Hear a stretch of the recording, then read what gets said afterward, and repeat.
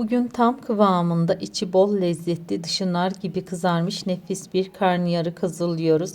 Tüm püf noktalarıyla bu tarifi herkes kolayca yapabilir. Hadi hiç vakit kaybetmeden başlayalım. Uygun bir kabın içerisine almış olduğumuz 6 adet patlıcanlarımızı alacalı şekilde soyalım. Şöyle patlıcanlarımızın uç kısımlarını keselim. Patlıcanları soyduktan sonra pişirme sırasında şekillerini daha iyi korumaları ve acı suyunu bırakmaları için orta kısımlarına bıçak yardımıyla boydan boya hafif bir çizgi atalım. Kıymetli takipçilerim, beni hangi ülkeden veya hangi şehirden izliyorsanız yorumlar kısmına yazıp benimle paylaşırsanız gerçekten çok sevinirim.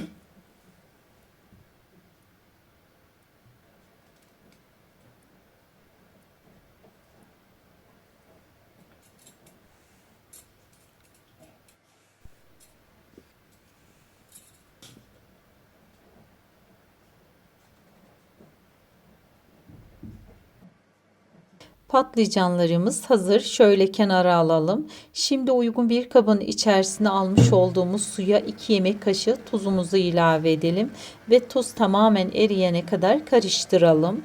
Ardından hazırladığımız patlıcanları bu tuzlu suyun içerisine alarak yaklaşık 20 ile 30 dakika dinlendirelim. Bu işlem patlıcanların acı suyunu bırakmasına yardımcı olurken kararmasını önler ve kızartma sırasında daha güzel bir renk ve doku elde etmemizi sağlar. Şimdi patlıcanlarımızı süzüp kuruluyoruz ve kızartma işlemine geçiyoruz. Tavamıza kızartmak için yeteri kadar sıvı yağımızı alalım. Yağımız iyice ısındıktan sonra patlıcanlarımızı dikkatlice tavamıza yerleştirelim.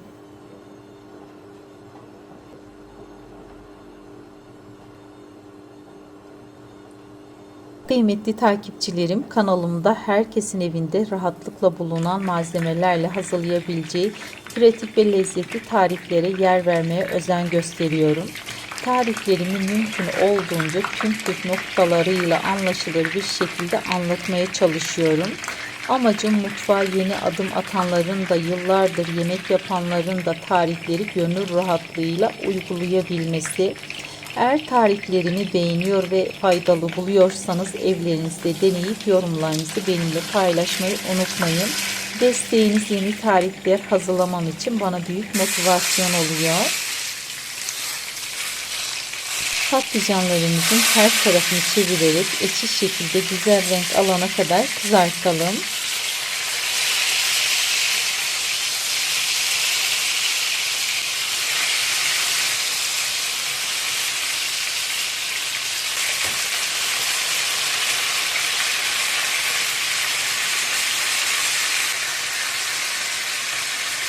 Kızaran patlıcanlarımızı uygun bir servis tabağımıza alalım.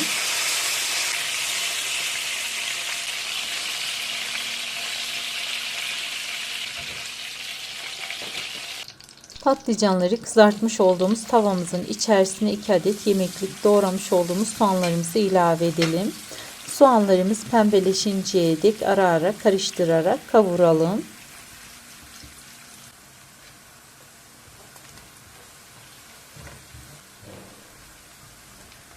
Daha sonra üzerine yarım yemek kaşığı tuzumuzu ekleyip karıştırmaya devam edelim.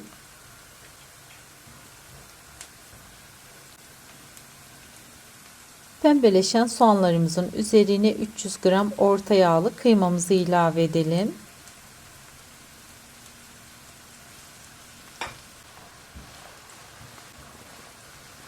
Kıymamız suyunu salıp tekrar çekene kadar karıştırarak kavuralım.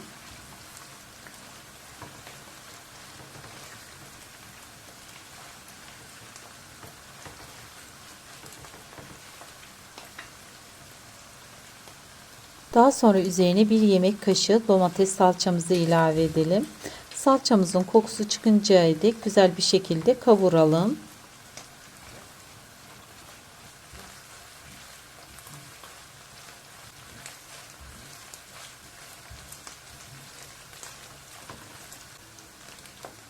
Kavrulan kıymamızın üzerine 3 diş rendelenmiş sarımsak, 2 adet orta boy soyulup küp küp doğradığımız domateslerimizi ilave edip 1-2 dakika daha soteliyoruz.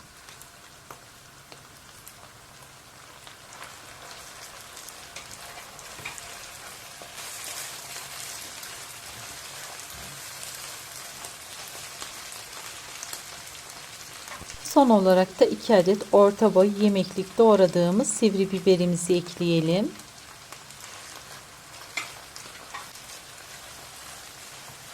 Şöyle güzelce kavuralım. Ardından baharatlarımızı ilave edelim. 1 çay kaşığı pul biber, 1 çay kaşığı karabiber, 1 çay kaşığı kimyon ve 1 çay kaşığı da tuzumu ilave ediyorum. Baharatları damak tadınıza göre ayarlayabilirsiniz. Şöyle iç harcımı göstereyim. Gerçekten de enfes bir iç harcı oldu. Artık ocaktan alabilir ve patlıcanlarımızı doldurmaya geçebiliriz.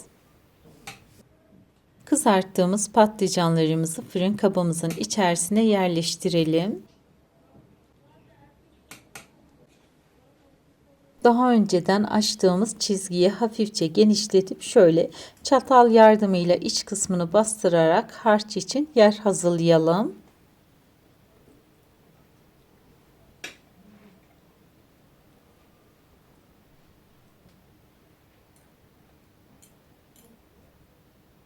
Patlıcanlarımız tam kıvamında kızardığı için şöyle çatal yardımıyla dokunduğunuz zaman bile kendiliğinden açılıyor.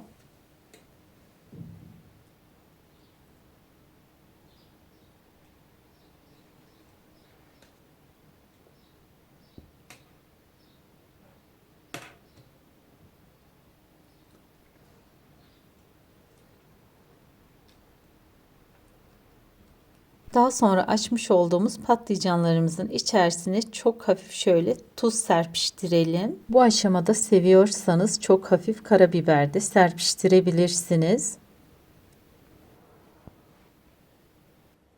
Ardından hazırlamış olduğumuz kıymalı harcımızı patlıcanlarımızın içerisine bolca paylaştıralım.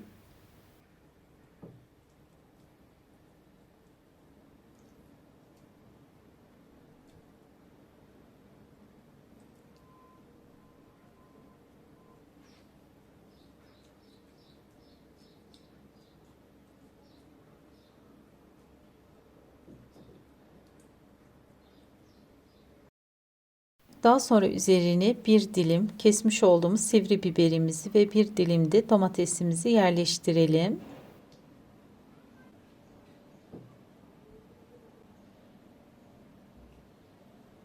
Sosu için uygun bir kabın içerisine 1 yemek kaşığı domates salçamızı alalım. Üzerine 1 su bardağı da sıcak suyumuzu ekledikten sonra malzemelerimiz birbiriyle özdeşinceye dek güzel bir şekilde çırpalım.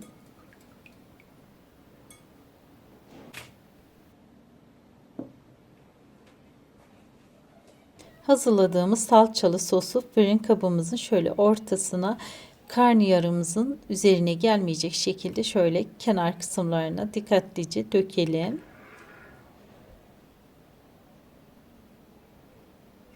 Son olarak da yemeğimizi önceden ısıtmış olduğumuz 170 derecelik fırında yaklaşık 25 dakikada kontrollü bir şekilde pişirmeye gönderelim.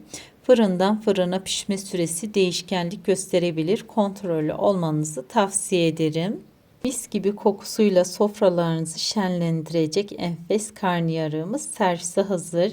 Gerçekten de çok lezzetli oluyor. Bu tarifi kesinlikle denemenizi çok isterim. Beni buraya kadar izlediğiniz için hepinize çok teşekkür ederim. Eğer beni bu tarif ile tanıdıysanız kanalımda bunun gibi pratik, lezzetli birçok tarifim var olduğunu belirtmek isterim. Yeni tariflerim için kanalıma abone olmayı, bildirim gelmesi için zili açmayı unutmayın lütfen. Kanalım ve tarifimle ilgili fikir ve düşüncelerinizi, en önemlisi yapıcı eleştirilerinizi yorumlar kısmına yazarsanız gerçekten çok sevinirim. Tarifimi beğendiyseniz videomu beğenmeyi ve sevdiklerinizle paylaşarak bana destek olmayı unutmayın. Evinizde sağlığınız, huzurunuz, mutluluğunuz hiç eksilmesin. Şimdiden deneyecek olan herkese afiyet olsun.